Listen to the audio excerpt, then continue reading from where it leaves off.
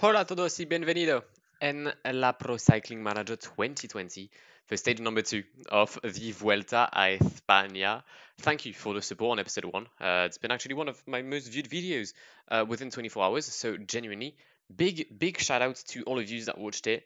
For those who haven't watched it, then you're free to go ahead and do so, as we've started this playthrough with the Ineos Grenadiers of Chris Froome and Richard Carapaz. And unlike in real life, Chris did slightly better yesterday in Arate, taking the win ahead of Primoz Roglic and Thibaut Pinot. Carapaz, though, didn't enjoy the stage. Somewhat unlucky with crashes, and he's like 15 minutes down. So it's actually the reverse situation between Froome and Carapaz in real life and in this game. But today's stage will take us from Pamplona to Lekunberri, 154 kilometers for a hilly stage with the Alto de San Miguel de Aralar. Wait, hold up. The Alto de San Miguel de Aralar. That's better. Which is about 20k from the line, 17k actually from the line. And then a long downhill, so we'll see what we can do.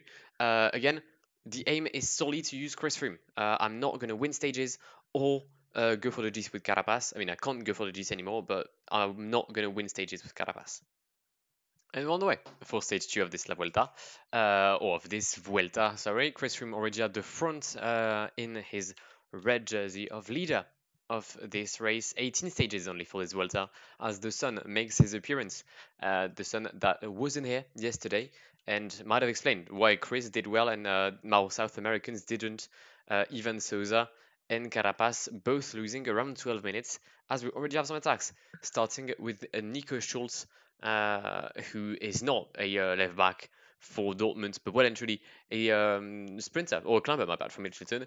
We've got Martin Las, Brent Van Meer, Jorge Esquerra, Jonathan Lastra, Lucas Wisniewski, Pim Littart, Stefan de Bod, Harry Tanfield, and Jefferson Cepeda, trying to go in the first group. Should I try to follow with Brandon Rivera? No.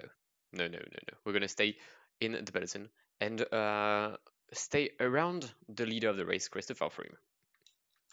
We're in the Puerto de Urbasa, the second climber of the day. I haven't checked who was first at the Puerto de Guirguiano, but we'll look back at it as Stefan de Bod has made the first move. Jefferson Cepeda, the Ecuadorian, trying to go as well. It's going to be a close call between Brent Van Meer, de Bod, and Cepeda, but I believe the points were given to the Ecuadorian. At the first climb, it was Brent Van Meer who's taken 3 points. The Belgian rider is now on 5 points. However, the gap on the peloton is just over a minute. Chris Froome lost a few positions during the climb because I wasn't paying a lot of attention to it, but he is well and truly back in the lead. And we're now going to prepare ourselves for a long distance run or road until the bottom of the Alto de San Miguel de Aralar.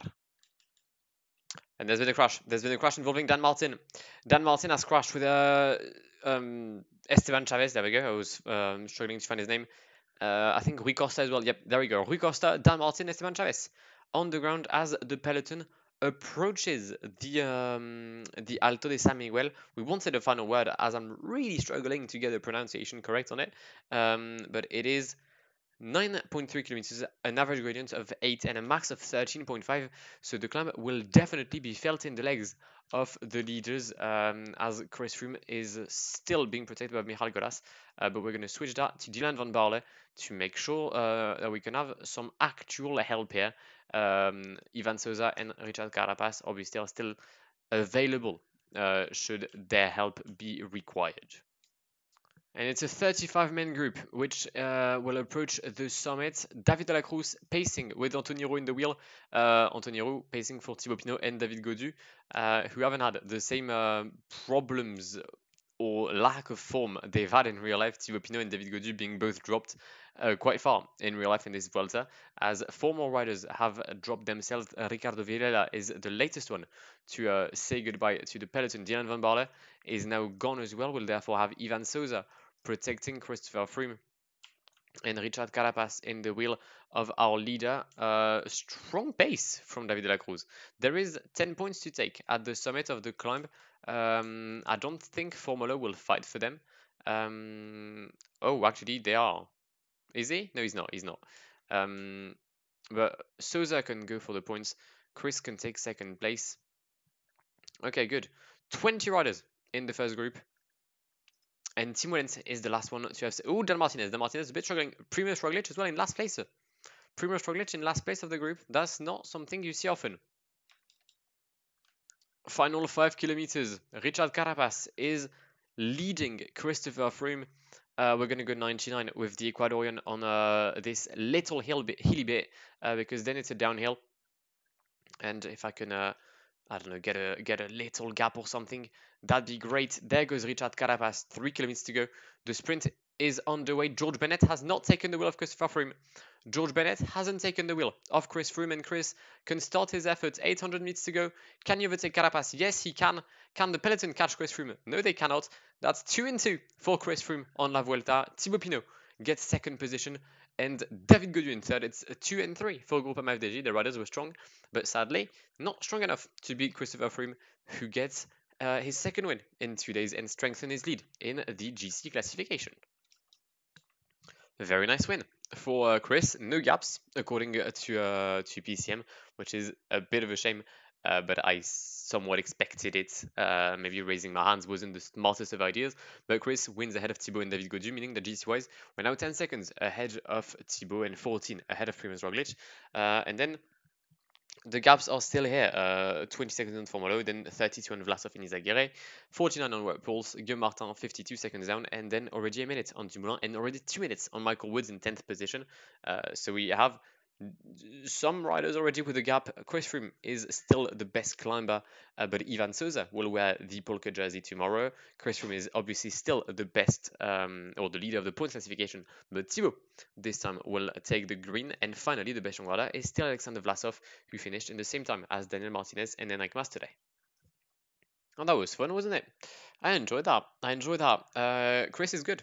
Maybe a bit too good. The fact that I might have the fact that I upped his stats. I mean, maybe I feel bad about it now, knowing how well or the opposite of well he performed yesterday. But yeah, we'll maintain Chris like that. If he's too strong, then I'll go back to his normal stats. But today was a stage for him. The lead out was perfect. Ivan Souza loses a few seconds. Dan Martin did not recover following his crash. Valverde got dropped, which is interesting. Who was the other guy? Was it Esteban Chavez? No signs of Chavez or Rui Costa. Oh, Rui Costa took 4 minutes. Same for Esteban. So that's an L for them. GC-wise, we're leading. And that could change tomorrow. It's another hilly stage between Lodosa and La Laguna Negra de Vinuesa. 164 kilometers for a very typical stage of the Vuelta. So we'll see how that goes, but that will be for tomorrow's episode of the Vuelta playthrough with Ineos Grenadiers. I do hope you've enjoyed this one. If you did, then please do leave a like down below. That would really mean a lot to me. And I shall catch you in the very near future. But my name has been Blackwar. It has been an absolute pleasure talking to you guys. Have a great one, and goodbye. Pull up in the gold, I'm leading. But them other man need feeding. I don't wanna go Bombay. Them I don't know what I do when I go from Beeling. Leading the pack in black and I'm on with a bat. Snapping with a phone and dab. Boss up a man with a duster. Put him in the drip and sip blockbuster.